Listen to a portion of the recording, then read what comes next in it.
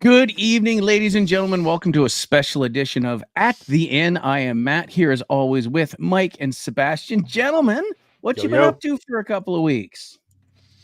Nothing fun like you. Football.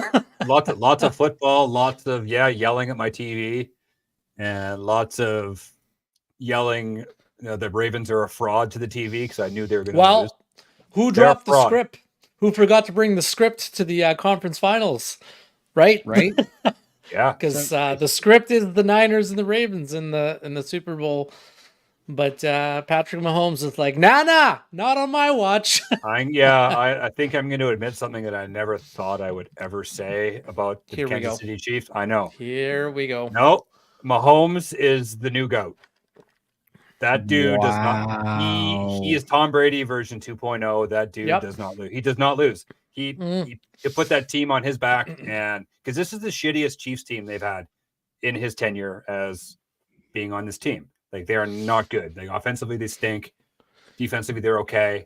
But when it comes down to it, that dude will just throw 52 other guys and the coaches on his back and say, "I got this." He'll get it done.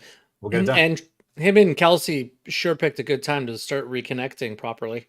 Well, I think honestly, Kelsey's I think they probably reconnected in the hotel in the big suite with. You know what? I'm just gonna let that joke. Well, I think because Kelsey is a lot older than Mahomes. He's like 34, 35. He's old for a football player, and I think he's been saving himself because they knew they were going to make the playoffs anyway. There's no doubt their division stinks. They were going to win the division anyway. So they built a bridge. Yes, with each other, a golden bridge, if you will. Maybe. I was going to leave it alone, but I am just going to keep dancing around that joke. I also have another hot take. Yeah, about football. I think Bill Belichick is not a good coach without Tom Brady. Well, the proof's there. Proof's in the pudding, right? Because he won with Brady, he didn't win before Brady, and he sucked after Brady. Hi, Sarah. How are you? Yeah. The defense was really good for the Patriots this year. I'll admit that. They were at a very good D. Offense was terrible, fine. But a good D is not underrated. No, a good D won them 4 games. Yes, Matt. A good D is not underrated. I'm just sitting here. I'm drinking my probably not water. Here's the thing, though. If your water is that foamy, you got problems. I think he's a good coach. I think he's one of the best coaches ever in the history of the game. I think the issue is the quarterback position is such an important position. If you don't have a quarterback, it doesn't matter how good your coach is, you're not going to win games. It's true. He's your most important piece on a team is your quarterback. Unless you're the Detroit Lions, and let's just go for every 4th down and do everything stupid and lose. Okay, well, the coach is a moron. Okay, so I didn't actually sit and watch. I know you're shocked. I didn't actually sit and watch any of the games. Come on. Come on, man. However, they did have it on a lot of TVs when we were out in the middle of the Caribbean Ocean. You think? So it's I did get yelled at a couple of times for going over to talk to people, and I have to be standing in front of the TV. And guess what, people? You're on a wrestling cruise. You're already watching something predetermined in athletics. You don't need any more. So do you guys know about the conspiracy theory with the colors of the Super Bowl logo every year? So this year was red and purple. So like Seb said, it was the Niners and the Ravens. And it works a lot of the time. Like when the Bengals made it in 21, it was yellow and orange. So there is. So this year, obviously, the script has been flipped. But well, okay. But how many teams New have Jersey's red? coming out? That's what it is. They're how many teams have red in their jersey? It's like so many teams have. Yeah. So it's like I think people try to find patterns and stuff that there aren't really patterns. This is what an almost 15-year-old was telling me. So I'm going. Well, I've seen.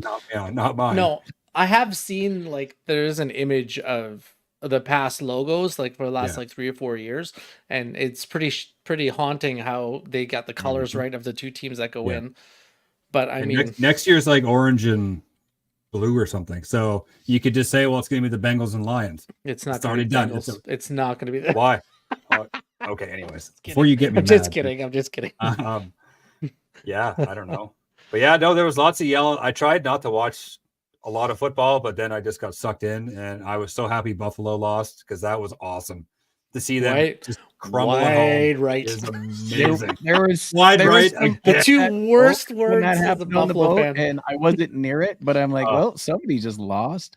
So I had to explain to Junior that, okay, back in the 90s, they made 4 straight, and one of them they lost was wide right to win the game, to win the Super Bowl. And he's like, oh my God, really? I'm like, oh yeah.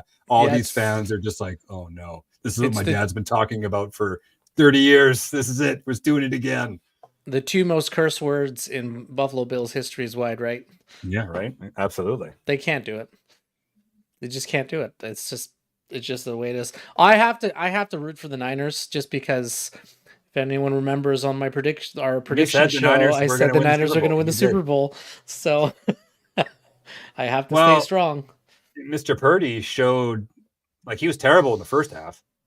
Came back, but then he showed he's added the running in, like he doing what needs to be done to win his team the game, right? He's not, and of course that long deep pass that he overthrew. Dude, that was like an act of God almost. How did I don't know if you saw that, Matt, but the turning play in the Lions-Niners game is the 51-yard pass that he overthrew the receiver, and the CB had it. It bounced off of his helmet and back into the receiver's hands. Yeah. So it hit him in the top right here, and it went straight up in the air. It didn't like bounce to the weird. It literally went straight up in the air. And the momentum of them running through. Cool. Thank you.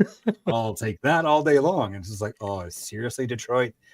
Because Detroit has they just flat out can't buy a victory. No, I haven't. Then they scored. I've seen very, very little that I remember. They scored a touchdown on that play. Definitely got a hold of me, and I love it. But yeah, I mostly remember being yelled at because I was standing in front of a TV talking to somebody. Because you're not supposed to do that when the playoffs are. You're on a boat with Americans, man. Come on, what's wrong with you? Yeah. Oh yeah, no, it got life over there. It got a little dodgy. It really did. I haven't seen much. I'm sure I will definitely see that pass. I may have to look that one up. That sounds fantastic. But the curse thing about that play is that they scored a touchdown. I think the play after or the play after that, and then the Lions' first possession, like right after that, I think it was a first down, maybe. It was first down. The first down, they fumbled the ball and gave the ball right back to them. And they gave it right back, and then San Fran scored again. So then it's like Detroit was up 24-7 at half, and then San Francisco gets the ball first. They go down and kick a field goal. Detroit's drive stalls. They could have kicked a field goal or go for it on 4-2. So Detroit, that's their thing. They go for every time. It's 4 downs no matter what. So they go for it. They get stuffed. San Fran goes down, the helmet of God, if you want to call it, play. Yeah. They score, then fumble, they score again. Now all of a sudden Detroit's down by 10. And you're like, what the hell just happened? I know the coach wants to believe in his team and in Goff, but sometimes you got to just take the points, man. You gave up 2 field goals. Take the points, man. That would have won them the game. The game would have changed completely if they would have just even one of them take the points. Take the point. When in doubt, take the points. The dude can kick, not like it's the Buffalo kicker where it's like wide right, baby. Right? I don't know. Whatever. Everyone except as Sarah is pointing out, I was on a boat with a lot of Americans, every state except Wyoming, and frankly, the consensus we had on that was simply fuck Wyoming. Well, because they don't have electricity or televisions in Wyoming. That's my guess. Yeah, so I mean, I'm not gonna lie to you. Wyoming took some heat. It was bad, but it was interesting seeing how the playoffs took a lot of attention away from everything else that was going on. The last day was a Monday, and it wasn't as busy in the morning, but Sunday had a bunch of stuff going on, and it was really interesting to see how many of the TVs around the boat were actually pretty much full lounges. There were several spots where you could sit and watch the games, and people were, and they were really ignoring what was going on. And for some of it, like these people weren't even really aware that their talent sitting all around them. Some of them were, and it's just like, no, we're all football fans here. We're watching the football game. So it was interesting to see that this really took took some attention away from not just a vacation, but a big friggin' party as well. So I mean, that really is something to say for the NFL playoffs at this point as well. It's absolutely. I have to assume a lot of those people probably had some pretty decent paychecks riding on some of those games. You know what? It wouldn't surprise me. I didn't get into a whole lot of discussion about it, but yeah, it's the playoffs, and there's some very passionate fans. I overheard more than one conversation, just eating breakfast on the back deck on some very passionate fans. There was some the Monday morning breakfast had some very strong opinions going on. It would. But, I have to assume that like football is probably the highest gambled sport, at least in North America. I'd say. I would think so. Absolutely. Well, I mean, actually, I probably would say boxing is more. So. Well, there's more. I don't think so. I think it's football. Just for props, right? But the props are usually a smaller bet. I think people bet big money on boxing. Like we're talking millions of dollars on one fight. Is boxing still a big thing in Europe? Not over here. Yeah, well, and that's the thing, though, too, right? Is the NFL, as big as it is, as much money as it generates, the NFL is globally a minuscule sport. Oh, sure. Absolutely. Minuscule. It is something that is completely American with a little bit of a Canadian touch, and once in a while they'll throw the game out in overseas. Like I think they've done Germany and England. Am I correct? Yeah, there Germany and England. Yeah. There's games coming in Mexico next year. So it's and Mexico I would understand a little bit more than Germany and England, but for what it generates, the NFL is absolutely minuscule. I would venture to say that if we were looking globally, we'd probably be looking at cricket or proper football as far as the gambling goes. Yeah, but boxing is right up there as well. I have a list up here as the most popular sports on the planet from fans and viewage. What do you think number one is? Football. Proper football. Proper. Cricket's actually number two, so you're pretty bang on there. Cricket is absolutely massive in like India and England and Australia. It's like a really neat game. I like. Well, actually, I don't understand it, but I love watching cricket. It's so much fun to watch. Do you have 4 days to watch a game? Well, I don't say I watch the whole thing. I just watch. I'll catch 20 minutes here. Call in sick. Right. What's actually surprising is that tennis is number 4 and volleyball is number 5 in terms of most watched sports. Volleyball, really? You know what? Tennis doesn't surprise me as much as volleyball. Tennis is huge. And table tennis is number 6, according to this. I just gotten... You got all of Asia watching table tennis, so that's exactly it, right? So that demographic there's a lot of people over there. Okay, so one of our lovely viewers that's in our live chat has sent me a list of the top 7 most bet upon sports in the world. Here's the list in no particular order because they don't have it numbered. Football, cricket, basketball, golf, if you can believe that. I can see that. No, I can tennis, see boxing, and there's one in there that is so obvious I can't believe we thought of it. Any guesses? What, hockey? Horse racing. Horse racing. The oldest. Right? Yeah, right.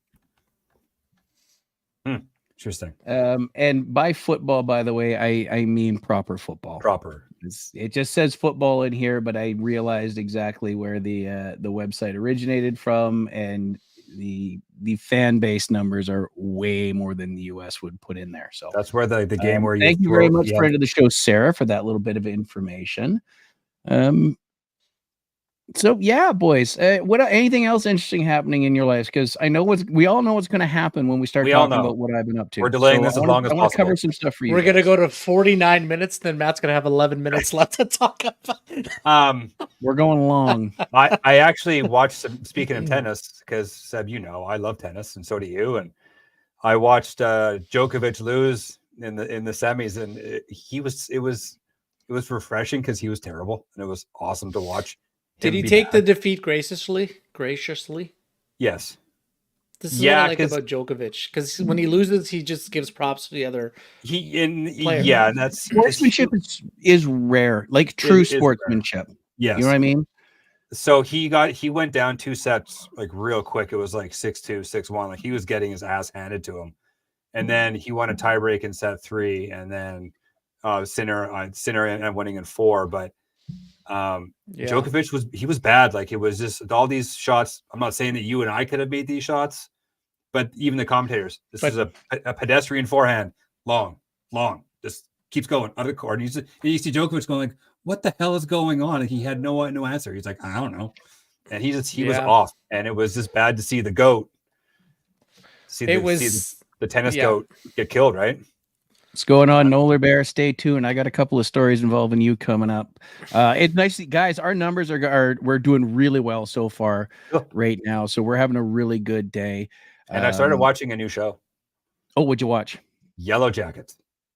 I heard it's really good, bro. I'm only 2 episodes in, but it like haunted me all night. I watched 2 back to back, and I was just like, "What?" And like I was just like, well, I'm watching Lord of the Flies meets like fucking Blair Witch meets all these. I'm like, what is going on? It is so good. And Juliette Lewis, she's like, I always tell the wife, she's like my all-time girlfriend, and she's on your freebie 5 list, isn't she? Oh hell yeah! And she is just amazing, and so is Christina Ricci. She is awesome too. And all the girls, all the young girls from the plane crash. Holy shit! If you're only 2 episodes in and you're this mind blown, I'm going to call it right now. When Mike, Seb, have you seen the show? No, I've heard of it. I've seen clips on it, but go ahead. Yeah, there's a whole show here to unpack. Mike, you and I may have to have an offline conversation about this when you're done. Yeah. If an amazing show. We just sort of threw it on one night right after the first season wrapped up, and it was one of those shows where it's like, well, no, I need to know. And I need to know what's next. So then it's like, okay, cool. So I'm just going to take a 30-minute nap and then I'm going to go to work. And then we rewatched it with Sarah and started the 2nd season. Cannot wait for the 3rd. Mike, did you take note of the credits as to who does the theme song? And clearly you haven't. So any guesses? Yeah, God, I am trying to think of the theme song. Oh God. It's creepy. It's haunting. Yeah. Shit. It was because it came on. I'm like, oh, I like this. I'm like, but no, I don't have. You obviously got it in front of you, So just it's Alanis Morissette. Oh, that's what it is. Yeah, she could be so good. Oh yeah, it is. Yeah, that's like right in her. She just absolutely is. Like, ironic. We looked it up and figured it out. I was like, don't you think? Who? Yeah. Really? And then I listened to the next round. I'm like, yeah, no, you can hear her voice in there once you know it. Okay. But it is not her typical deal. Not at all. That's why. Speaking of new shows, on the plane ride back, I watched the first 2 episodes of Monarch, the Godzilla. Oh, how is it? That's on my list of stuff to watch.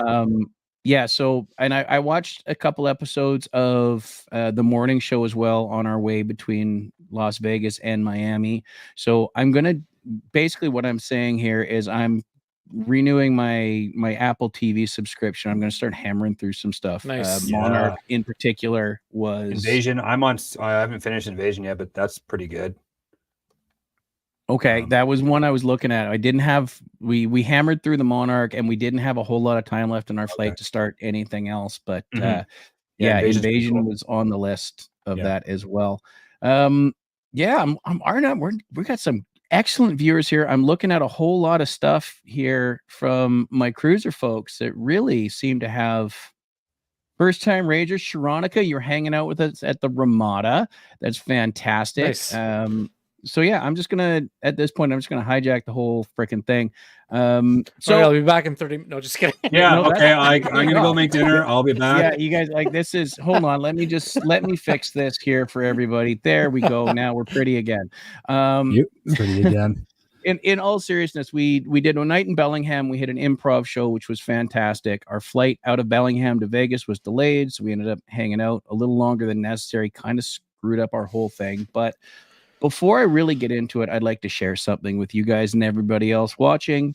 Feel free to go take a pee, boys. It's going to be about 1.5 minutes. And this is followed by possibly No, it's tied for the coolest thing I've ever seen a talent do, and I have the first one on video as well on the cruise. So at the very end, Mr. Rich Ward with a very special message to a very special person and friend of the show.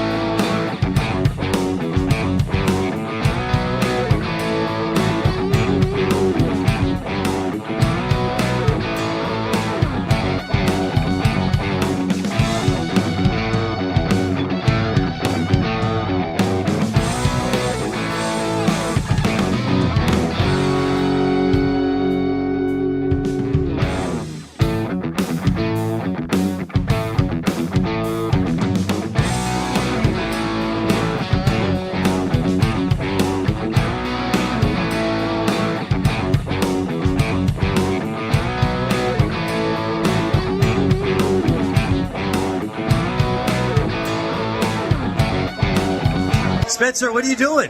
We're here on the cruise. We wish you were here with us. Look, it's the ocean. We're on a boat. The boat is moving. I heard you like my prerogative. That is awesome. Thank you very much. And I hope I get to meet you one day, and hope you're having fun and living a good life.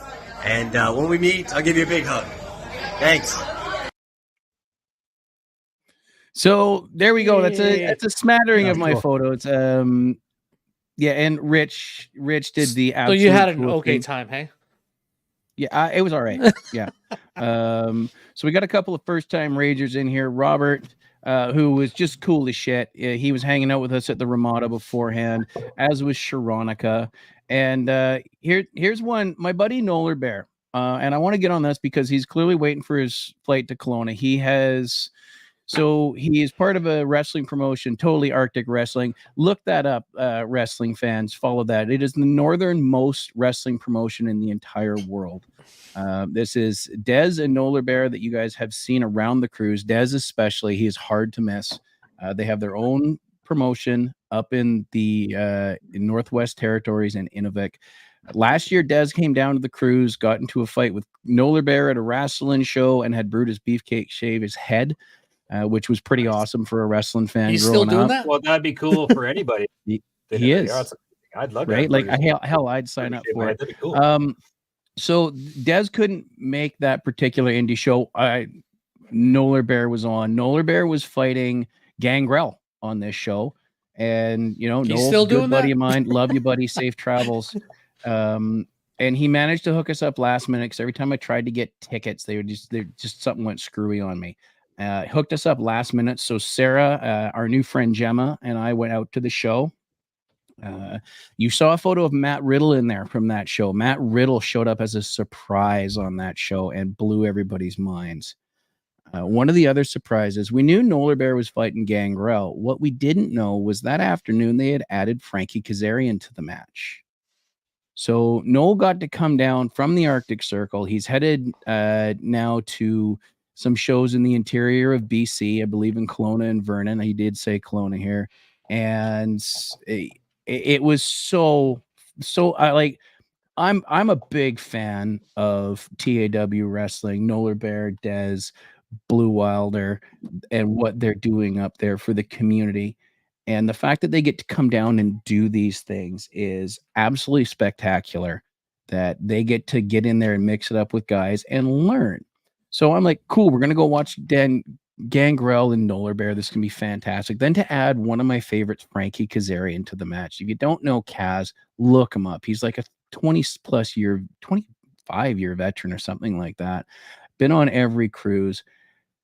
The thing is, as these guys are coming out, I'm looking at Noel, and I'm near in tears, happy for him for this opportunity, because it's not easy to get up there, let alone to get up there and make a payday that's worthwhile for these guys that can go up there and help out and draw a crowd and teach the boys up there a little something else. I'm near in tears, and I look up in the ring, and what's the one thing you would expect in a wrestling match at the beginning? Everybody's serious, right? At the beginning? Noel is in the ring, and it looks like he got his first ever blowjob because he's got the biggest fucking grin on his face, and he can't get rid of it. And it was so nice to see that not only did he get this opportunity, but how happy he was. That's awesome. And he did a great job in there. He really did. Noel, I'm proud of you, buddy. Safe travels up to Kelowna. I wish I had more time off work, or I'd come up and catch the show. Whatever you do, don't try to do a Spanish fly off the second rope. You might break your neck. Yep, that's probably good advice. Did you see that botch? Sorry to interrupt. Did you see that botch with Carmelo and Austin Theory? Yeah, I briefly saw that. I was putting together that video and watching the Rumble and trying to catch up on stuff. Cannot believe that he didn't break his neck. But anyways, go continue. Yeah, well, I mean, hey, I saw Brock Lesnar nearly die once too, so that's a whole deal. Shooting Star Press. Yep, I was there for that. Were you in attendance for that? I was. Wow. Like, here's the funny thing though, because apparently he can nail that every single time. It's just for whatever reason he just slipped. Yeah. He fucked it up on international pay-per-view and scared the living shit out of 60,000 people. Yeah. So here we have multiple-time cruiser, my buddy, friend of the show, Alex Levitch, saying Cheese versus Nola Bear versus Dez for 6 on the beach. This needs to happen. You know what? Let's put the TAW title on that as well. Sarah is on board. You know what? If nothing else, maybe Matthew Machler can hook that up for Boca Raton Wrestling that the night before the cruise. Yeah, the Boca Raton show was actually really, really good. I was very impressed. We had the Righteous there. We had Bobby Fish. We had, obviously Gangrel and Frankie Kazarian and Matt Riddle did a run in. It was really well put together. I was quite impressed with it. So Noel, I much props and much love. And today it is a wrestling podcast. However, not usually. It's not usually. We do a little bit. Normally, I would save this sort of thing. However, if you try to get me to not talk about it, it ain't gonna happen. My head's just gonna explode like you're watching Scanners. Matt just got back from the Jericho cruise, so we're letting him. Yeah.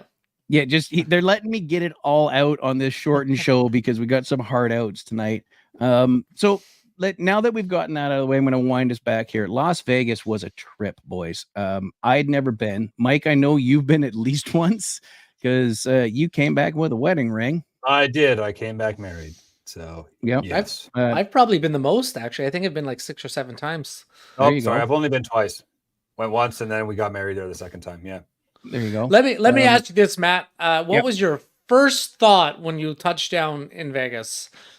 My knee fucking hurts. I need to stand up. Okay. Other than that. Okay, great. Honestly, we had come in and as you saw in the photo slideshow there, the Sphere was doing its Muppet thing.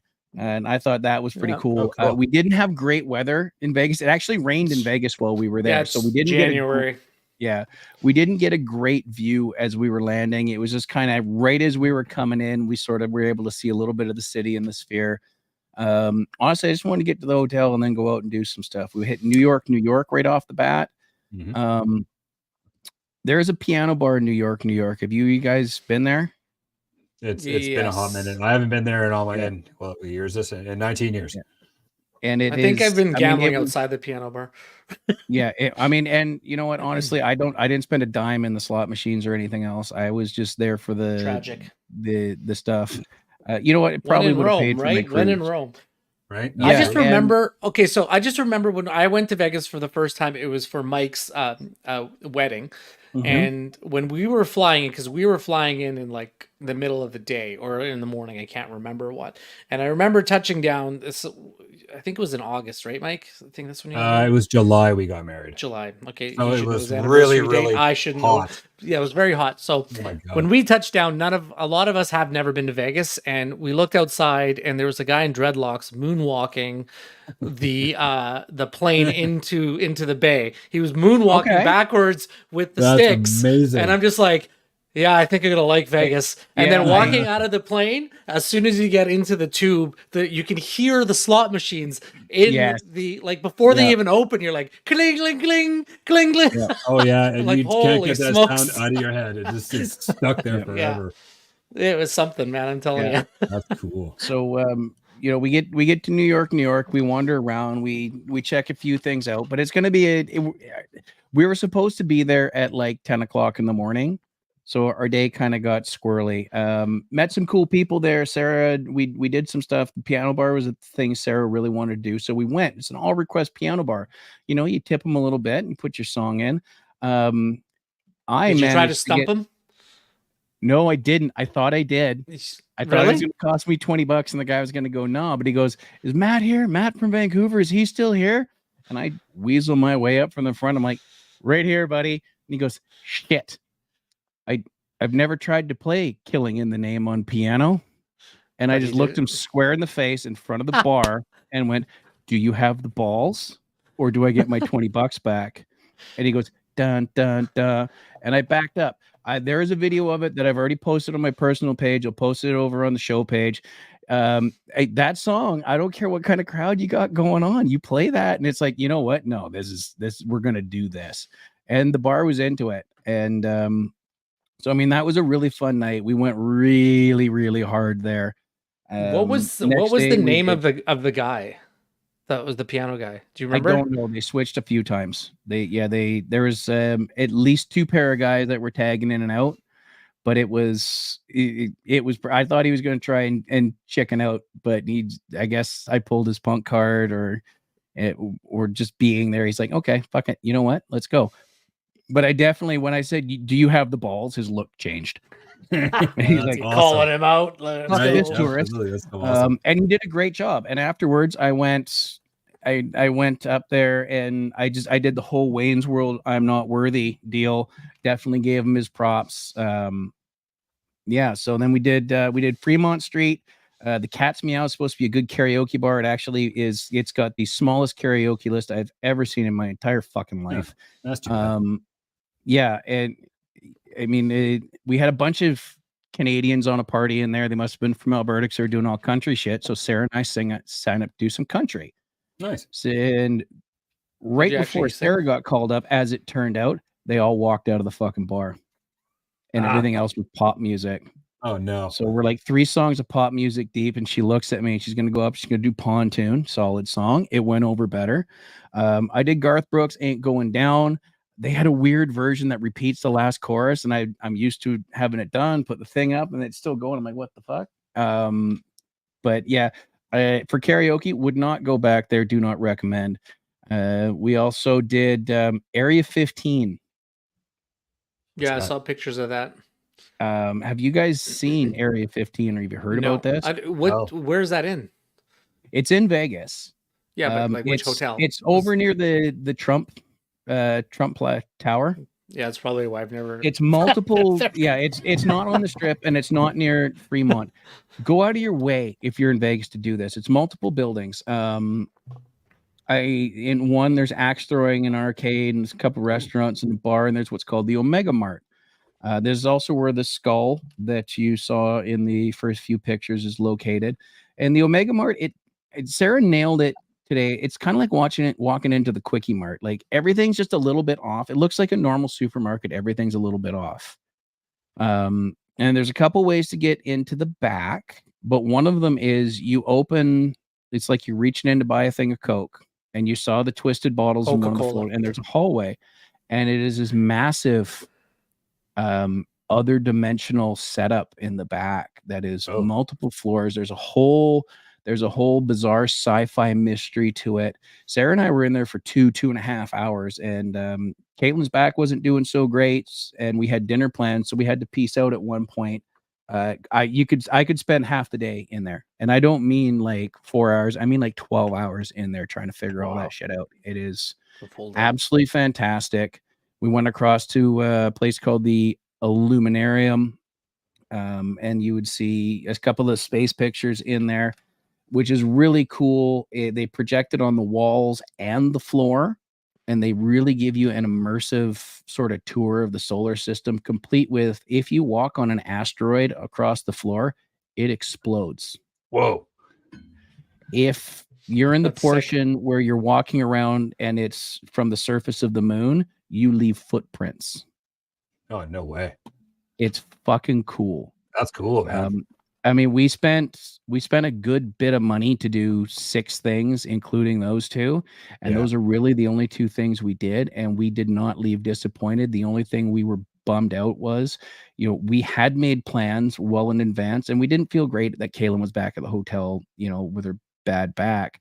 We could spend 100% of the day in there. And Sarah's like, it is 100% up your alley, Seb. Met up with some cruisers that night for dinner. We'd sort of interacted a little bit throughout the year. I hadn't really had a chance to get to know them too much. They took us to a local spot, which is always good when you have friends out of town come in. You take them to not the eateries and stuff like that, but you get out to a local spot where the locals sort of go. You know what I mean? It is absolutely fantastic. And I can't recommend it enough to get out and do that with friends like that. We happened to be on the flight out and in the same hotel in Miami. Didn't do much in Miami. Got to a place called Old Tom's. You see their urinals used to be beer kegs in those photos. Yeah, that was cool. You don't buy beer, you just rent it. And I thought that was spectacular. Mm-hmm. We did. Hi, everybody. Gemma, Keith, welcome to the show. They had a double cheeseburger in there with grilled cheese for buns. I did eat it. It had no right being that delicious. No right. It's one of those things where it's only a 2,700 calorie meal. It's fine. Yeah, right. It's a good thing I was working out a lot before we went to the cruise, because I'm going to need it. I feel like it's like food pregnancy. Like, you get done of it, you never want to do it again, but then shortly thereafter, you're like, you know what? Maybe one more time. So did you guys go to a Cirque du Soleil show at all? We didn't make that was one of the things we just didn't have time for. It was on the list, but because our day got cut short, and then Allegiant Air is not known for luxury, so I mean, we were very cognizant of Caitlin's bad back as well. So did you see any shows then, or did you just do like the we didn't have time for any basically? shows. Yeah, it just because you're only there for two days. Yeah. 2 days with and then we lost the half day on the front, and then we had plans for dinner at the end. So it was just one of those things. We're definitely gonna go back. We got friends, including you, Seb, and Mike. Absolutely. There's stuff that we would like to redo. Like, I definitely want to go back and do more of Area 15. So we get out of there, we hang in the hotel, we hit the Boca Raton show, which I've already covered, and then we get on the goddamn boat. You know what we should do is we should all go down there and go into a poker tournament together, and then we'll have to figure out what to do for the other 2 3/4 days. I was going to say, I'd be in for 10 minutes, and then that'd be the end of that. I'll just give you my money now, and then I'll give you money, and I'll just skip the poker tournament. Dude, I remember this is the beautiful part about Vegas. I was in Vegas. We were staying at the Flamingo, I think. No, the MGM. And, I was with my girlfriend at the time, and, it's 10 in the morning, 11 in the morning. She's going to go to the pool. I'm going to go gamble. She's like, okay, well, I'll be at the pool. So, come get me in a couple hours when you're done gambling. I stroll over to the craps table and lose $300 in 4.5 minutes. And then by the time she's even sitting down. I'm walking up behind her. He's like, "Oh, did you forget something?" I'm like, "I fucking hate this." Yeah, no, I'm done. That's amazing. That's fantastic. It's like she's laughing at me. I'm like, I'm just gonna stay on the pool for a couple hours. But yeah, it's a cruel mistress, Vegas. Like it could be a really good time, or it's all what you can handle, right? I once lost that amount of money in like 2.5 minutes, but we won't discuss my tales of being with hookers. Oh, hey-o. Hey-o. That was a different era for Matt. So yeah, well, that was last week. You know what? You got to handle business, right? Right. And he was so the getting to the boat is a fucking surreal thing. Now we had the benefit, we'd never stayed with a bunch of cruisers before. We'd met up with people, but we'd never stayed in a hotel with them. So it was really cool getting to know these people before we were completely shit-faced. Not that we weren't drinking. So wait, the hotel you stayed at, was that like everyone there was going on the cruise? Not like 80%. That's awesome. It's the Ramada near the airport with Old Tom's attached. It was fantastic. Met a lot of cool people that we would just continue hanging out with, including Robert and Keith and Gemma, who are in the chat now. Thank you guys for joining us. And it continued on the boat, which was great. But getting there, it's people you hadn't seen in forever. That morning I was pissed because I realized when I got back from the wrestling show, my favorite pair of sunglasses fell off my head when Riddle came out, and I didn't notice it till I was back at the hotel. No. So I had to get up early and wander down to the gas station and get another pair, which is fine.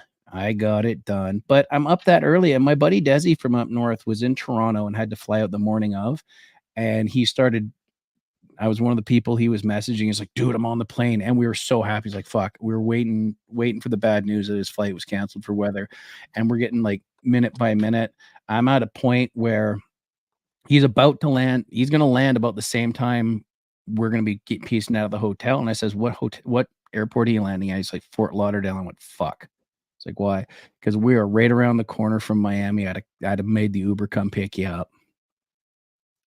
But he got there. It was great. And it's seeing all these people you hadn't seen in forever. It is people running around the corner. There's what my children used to call running, flying hugs, because you leave your feet after a few steps. It really is like going to a high school reunion, and it was cool. I may have gotten into the drink package a little early. I posted a bunch of photos from Cozumel that I don't remember taking. Those are the best photos, man.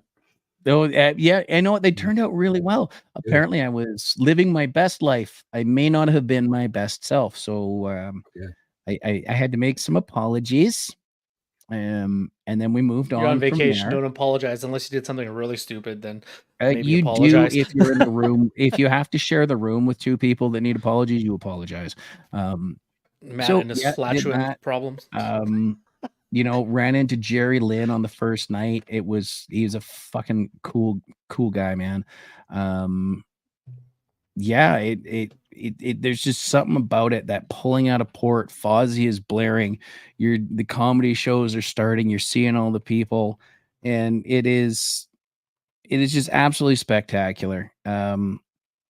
Day 2, pretty rad. First start off, we had the very first photo session with Jericho. You buy your cabin early, you get photo session. So we were really, really up close in the line. I had a shirt made because on the other cruises, I had a daily battle of, I'm not Chris, don't thank me. So I had the I'm not Jericho shirt on for the photo. I don't have that copy yet. We'll be posting that. And it was, he saw me coming. He's like, you're not? And I'm like, no, dude, I get it like every day, including your dad one year from behind. And Chris laughed. He laughed his ass off. He says, no, it's better than that. There was last year, the guy said the exact same thing to me, and I held my arms out and I said, no tattoos. And he looked me square in the fucking face and goes, your tattoos wash off? No word of a lie. And Chris damn near pissed himself at that one. And then I just had to piece because you got to keep the line moving. And then we had a couple of interesting events. So on the last night, both of these stories are about 6 hours apart. First story, I took a lot of photos. Like if you look at my Facebook album, there's almost 400. We're well aware of that, Matthew. Yes, well aware. And some of them are really fucking rad. I got some good action shots. You can't deny that. No, they're all action shots, most of them. Well, there's a lot more. Anyways, moving along. So I need to charge my phone. There's a cover band, a Van Halen, female Van Halen cover band is playing. I thought, you know what? I'm gonna go plug in my phone. I'm gonna take a pee, and then we'll grab it for the comedy thing. And that way, because after the comedy thing, it's Guardians of the Jukebox, where like everybody is there, and it's really like it's goodbye time. So that's where everybody's like, "Oh, I'll see you in a year," and there's lots of photos. So I want to charge. I go down, I plug it in, I do my business, and I look at my phone. I was like, should I wait 10 minutes? Maybe 10 minutes get enough of a charge on it. It's like, no. I'm going to leave it for a half hour. I'm not going to be that douchebag that can't have his phone on him. What are the odds I'm going to run into anybody that I need to take a photo with that I can't find in the later half of the night? I'm going to say, for the purpose of this story, 100%. Absolutely.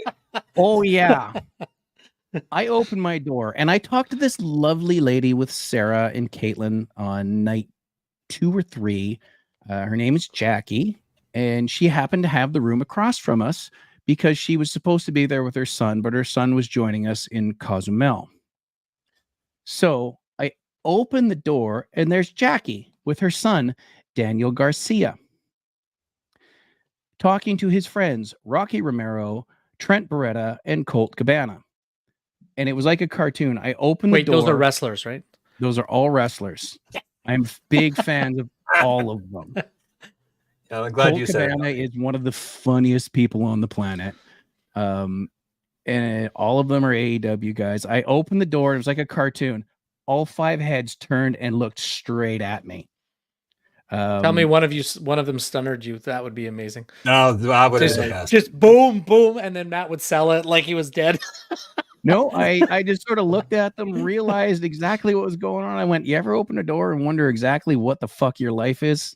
Hi, guys. Sorry, excuse me. I'm just going to get out of here. Now, in that photo package, you may have noticed there was a wrestler kissing me on the cheek. That was Colt Cabana. Nice. Colt is a really good dude. I've not had a bad experience with him, and I've run into him on every boat. Cannot recommend him enough as a human being.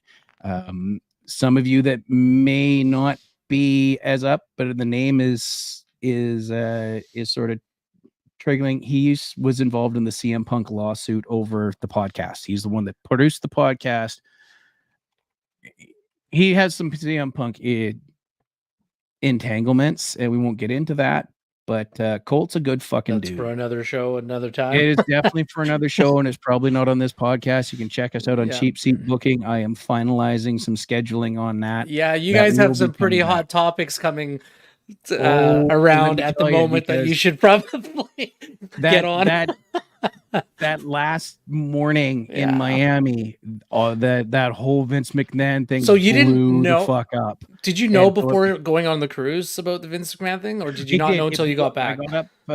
We got up for breakfast the morning before the cruise.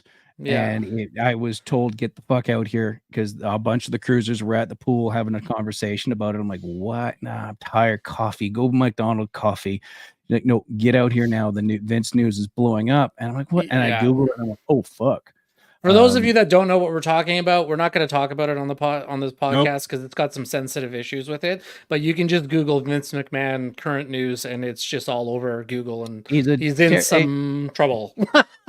He's a terrible human being, and we kind of figured that out. He's a raging piece of shit. That's why I'm looking at. It's funny that you use that talk particularly. He has become the exact thing that he looks like, a villain.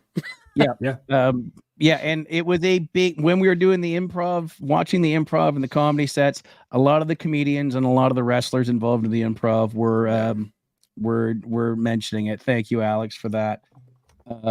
Brad Williams, cannot recommend him enough. Like we're seeing all sorts of Brad Williams.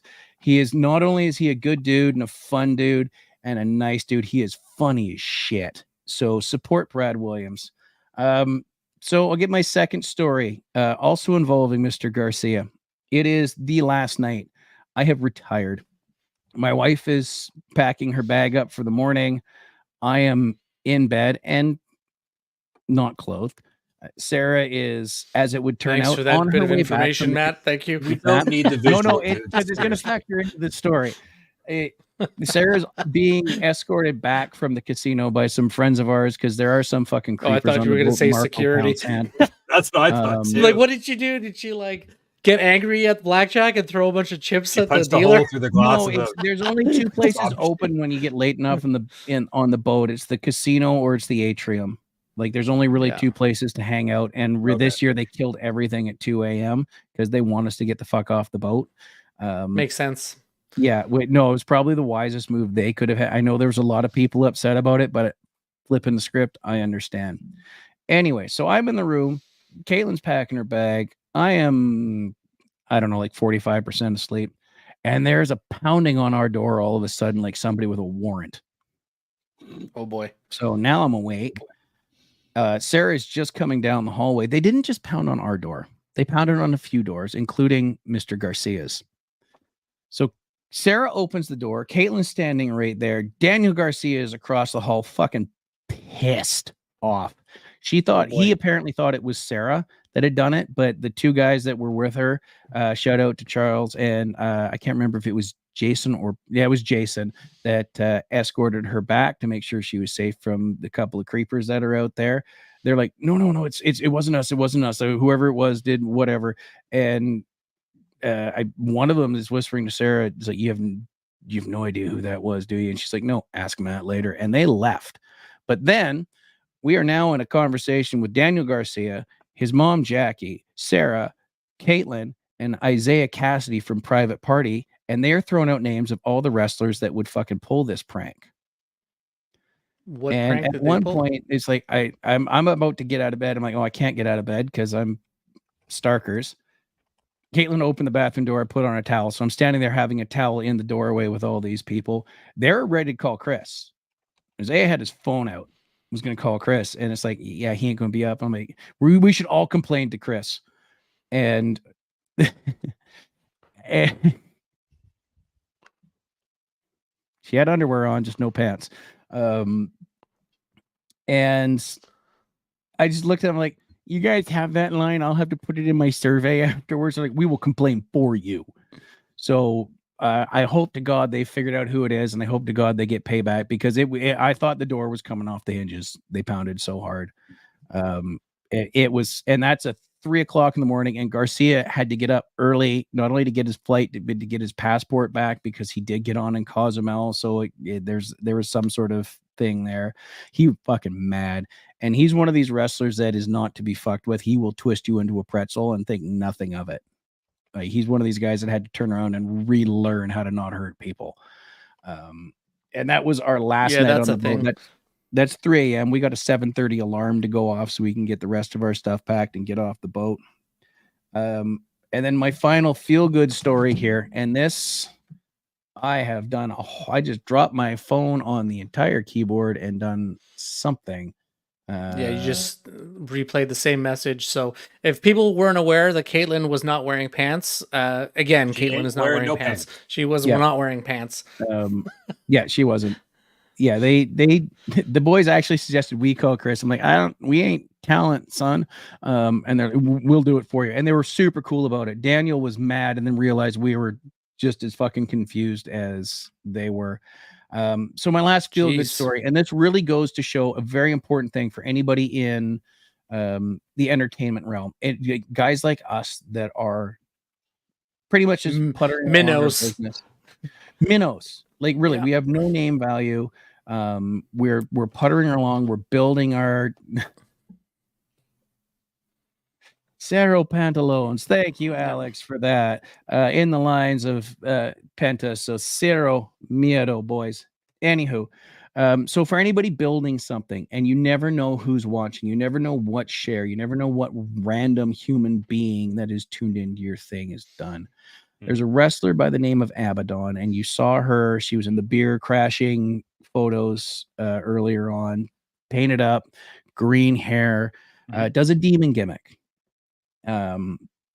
So she's been on a couple of cruises. She's super cool. She's really good at doing some fucking death metal karaoke. Nice. I have not had the opportunity to meet her, but she's one of those people that it's like the Ultimo Dragon or Penta. I'm pretty sure I saw Penta at the elevator unmasked just by his tattoos. I'm like, nope, no mask, no photo, not doing it. Abaddon, same way. You could have just sneakily. I'm just any kidding. fan that does that is a piece of shit. Yeah. And I wouldn't do it. I might say hi, thank you. Very nice tattoos. I noticed them earlier in the ring, or something along those lines. But I just make some kind of cryptic reference to 5, the number 5.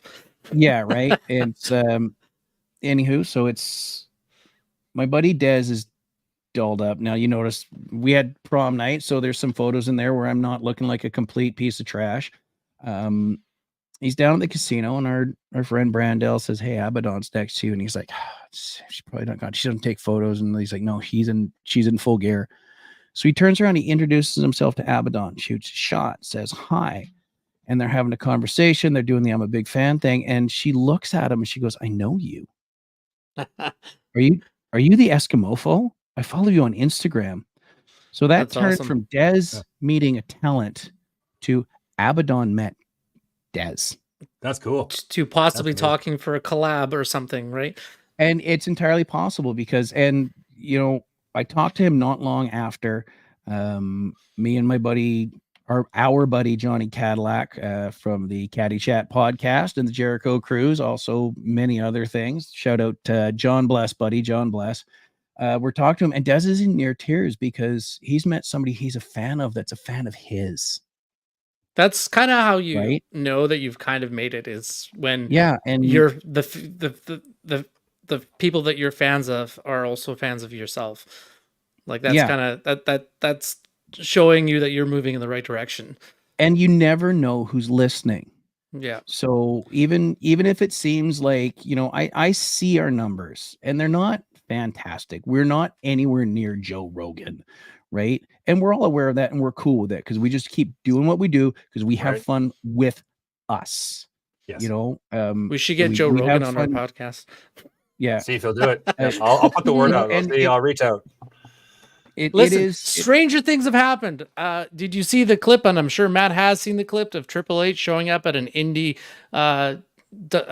wrestling circuit in the UK. Oh, that's cool. And then, you know, they're speaking about like, oh, I have friends in the WWE, and then they introduce Triple H, and Triple H walks out into like a rec center where there's like 75 people in there, and the place just goes ballistic. And you know what? That's one of the things I didn't mention about the Boca Raton Championship Wrestling show the night before the cruise. Grayson Waller was 3 rows behind us.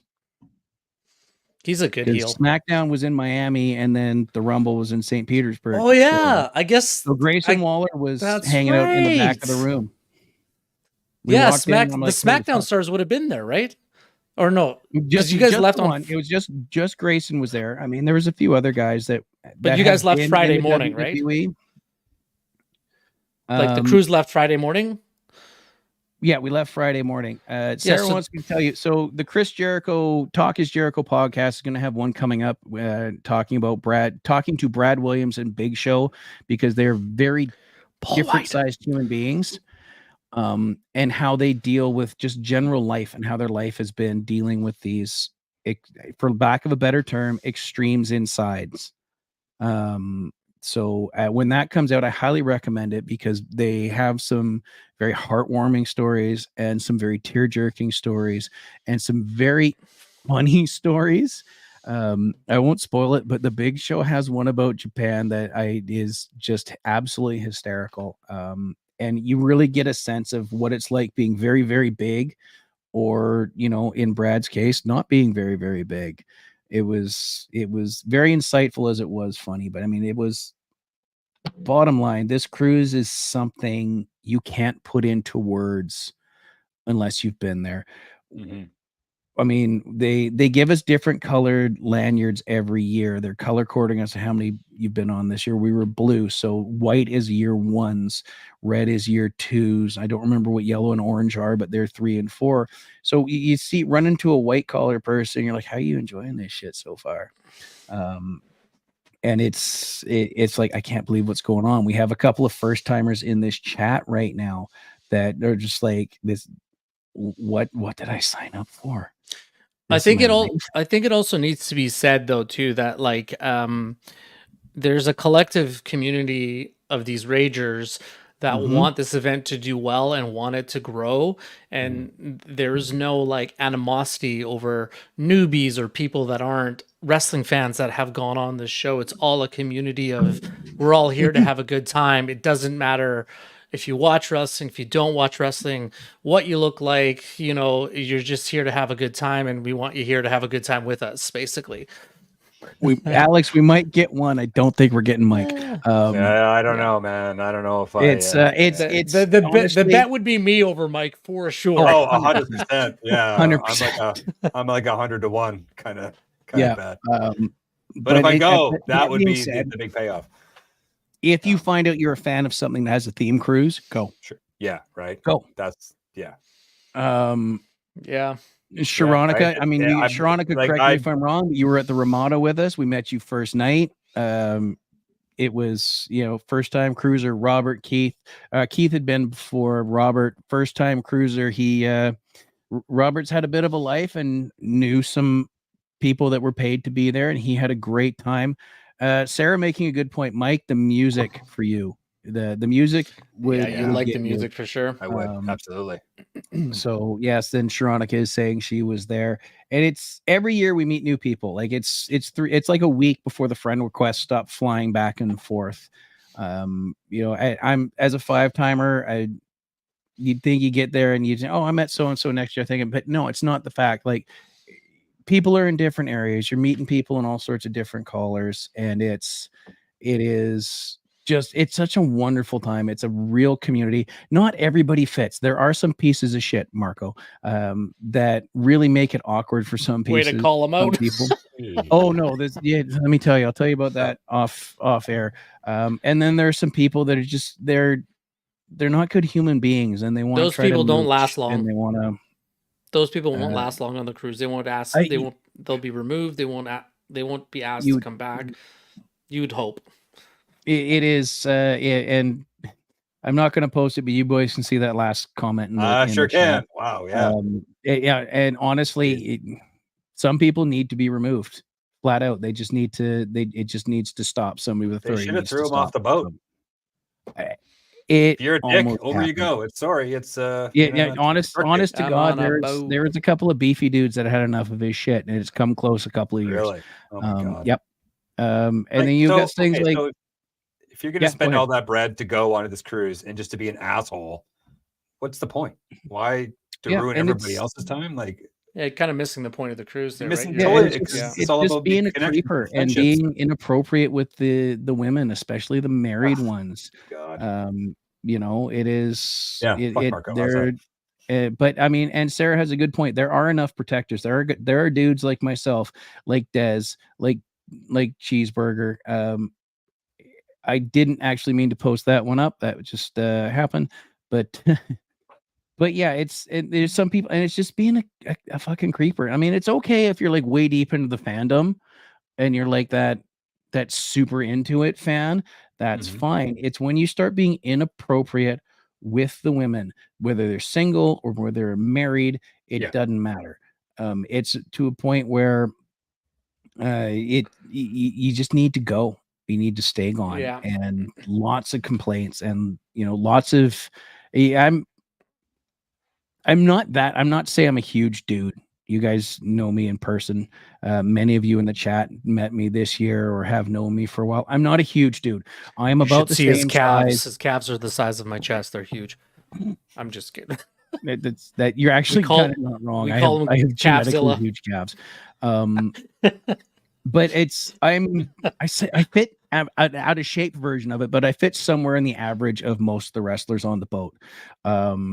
There's some that are much, much bigger, obviously, and a few that are smaller than me, but there are other dudes that are just walking around. Like, there's a lot of dudes from that Boca Raton show that were on there that are monsters that are on the boat every year. Jack Tollis is on there. you know, and also shout out, just in case she's watching or picks it up, Val Capone is fucking rad. So if you can book her, if you're an indie wrestling person that happens to catch this, Val Capone, great human being, did really good mic work for the Boca Raton show and just touched our hearts, and just one of those people you connect with as a friend right away. You know what I mean? But yeah, I mean, there's very few downsides. I think the thing that bummed me out the most was I like the 3/4 sleeves t-shirt they put out every year. And it wasn't 3/4 sleeves this year, was it? It was, but it sold out in the first day. I don't normally go to the merch stand when the line's big. I go the second day when it's shorter. They blew out the door. They didn't sell well last year, so they downed the order. So I have a 4 out of the 5, and it bugs me. It really does. It fucking bugs me. You can probably find one on Amazon. Someone's selling one on eBay. You know what? I will probably look it up, but I did get a nifty new hat. 2 of them, actually. Nice. And some good stuff. And oh yeah, my favorite free gift of the 5 cruises, a lovely little lunchbox. Oh, sweet. That is awesome. I like it. Right? Yeah. So it was a fantastic year. So next year, January 31st to February, I think 4th. Have you booked it already? No, we don't book till next week. And if you need to find Matt, he'll be at his computer booking the Jericho cruise. 6 on the beach. Nope, my wife will. She works from home. So 6 on the beach, end of January, into February. And yes, hours after I bought my $40 Ultimo Dragon cap, I was on my way across the deck as we were leaving Cozumel. It was a bit of a windy day. I was headed to the 6-timer group photo, and the wind grabbed my hat and took it off my head. Oh, no. And I turned around to watch, and I was sure it was going to go to my left. It didn't. It went to my right. But it blew over the open deck, and I'm in a rush because I'm racing out of Jericho's podcast to beat him to the group photo so that I'm in it. It landed on the stage. Oh, my God. So I couldn't even just say, hey, bro, I'm coming down for that. There was a guy from the Sixth Man, the entertainment company that produces the cruise, right behind me. He goes, I saw that. I will help you get it. And he ran down and grabbed it for me. I beat Chris to the photo by about 30 seconds. But I ran as fast as my badass knee would take me, which actually looked a lot like that Tim Conway old man character. So yeah, I'm looking at the chat. We got people that are throwing their booking Thursday. Because we get first shot. And honestly, it's going to be one of those things where if you're not already on the list, you're probably not going to get on the boat. Wow. Because this is such a good time. So it's jam-packed full of adventures. It is. It was absolutely jam-packed full of adventures. It is a great wrestling. I mean, we're not looking at ultra serious matches. There's not a whole lot of stipulations. They're all fun.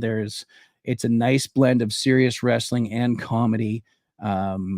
The talent is all super, super friendly when you run into them in the halls. I mean, honestly, they could have just been dicks to me when I walked out the door, but they were really nice. I saw them later. It's like, you just stalk in the halls. I'm like, no, I'm coming back to pick up my phone. I chatted with Jerry Lynn, bought him a drink, chatted with Coke Mana a bunch of times. We had a really nice chat with John LaQuasto, the comedian that was on the boat. He used to be an announcer for WWE. It is unbelievable how friendly everybody is, whether they had, been on the boat before, paid to be there, are a celebrity of some degree. There was actual members of the TNA roster and one of the higher ups on the boat. Steve Macklin I ran into right after I interrupted that conversation. I'm just like, you're in a white collar? You just snuck on. Good for you, buddy. It was fantastic. From Boca Raton Wrestling, Cha Cha Charlie. He spent hours with us partying, and we'd watched him at the wrestling match the night before. I can't explain this cruise every year I go and I'm like, this might be our last year. I mean, it seems like we keep going back and it's the same thing. Maybe we want to do Mexico, maybe we want to do Jamaica, maybe we want to do Europe. Going, man. But we get off the boat and we're like, no, we got to come back and see these people. Chris doesn't have to announce shit. No. All he has to say is we're going out again, which he has, and he's given us the dates, and people are ready to book. We're a week out from the earliest booking times or less, and people are already like, yeah, we'll see you next year. Most of the connections you make, that's what it's all about at the end of the day, right? It's it's the friendships you forge. And it's that community. And if you're looking at these cruises like the Kiss cruise, like the Shiprocked, like the theme cruises that are going multiple year, Jay and Silent Bob, their cruise pulls out for the first time in 3 weeks. Nice. So I wish them all the best. I wish Kevin Smith all the best with that community as well. I hope all these things keep going. If you're a fan of something and you find out there's a cruise for it, fucking go. Mm-hmm. If you are curious as to where to look it up, it's sixthsman.com. Sixth as in sixth place, all spelt out. And the list of their cruises is right there. And it is incredible what they put together. Other than that, we're a little heavy on time. I know we all got to get going. Dinner needs to be cooked. We got some hard outs here. Thank you, boys, for indulging me in this. Of course. For everybody listening, thank you for all your support. Come back and check us out. We'll be back at our regular time slot, which is 9 a.m. Pacific on Saturday mornings. We will be talking about disaster movies this week. So, it's going to be hard for me not to bring up the Poseidon Adventure after being on this boat, right? Yeah, we'll see how loose the parameters are for disaster movies on Saturday. And we're talking about movies. We may have some sketches, not movies that turned out to be disasters. We mean like I guess like Armageddon. The day after tomorrow. Yeah. Stuff like that. So join us 9 a.m. Saturdays in our usual time slot. Keep an eye out for other shows under the At the In Studios banner, including Cheap Seat Booking, which will be making its return. And as soon as my dad finishes snowbirding down in the States, and his Wi-Fi is a little stable, we will have Enforcing the Fundamentals back as well. And I had a conversation with a guy. We might have something else in the pipe, but stay tuned. Mike and I are. Oh yes, there may be something coming Mike soon. Mike and Seb are working on they're ironing out the details. We are. And for those of you that kind of wonder, and I've had this question, is why is it Saturday morning? What's with the scheduling? It's like Mike and I both work kind of early to mid-afternoon jobs, and Seb's in the service industry, so his schedule is offset from ours a lot of days. So find the time, but we're going to iron it out because this is fun. Gentlemen, I love being able to talk with you, especially when you put up with me running my mouth for almost an hour on wrestling. Probably not the last time it'll be mentioned, but the last time we'll get into it probably till March when Hall of Fame comes out. So thank you, gentlemen, for putting up with it. I've missed you, boys. I will see you on a Saturday for disaster movies. Thank you, everybody, for joining us. Stay tuned to the show. And remember, you can find us not only on YouTube, Twitch, and Facebook Live, but you can find us on YouTube, Spotify, and Apple Podcasts, and take us with you wherever you are going if you don't have time or just don't want to get up early in the morning. And thank you to all the Ragers that tuned in today. It means the world to us that we had people listening to us blabber on about the stuff that we love. Absolutely. Yeah, we're going to talk films. We're going to talk music. We're going to talk nonsense and anything else under the sun. Got it. Boys, I'll talk to you before then, but I will see you back here at the end Saturday at 9 a.m. Pacific time. Yep. Peace and love. Yep. Good afternoon.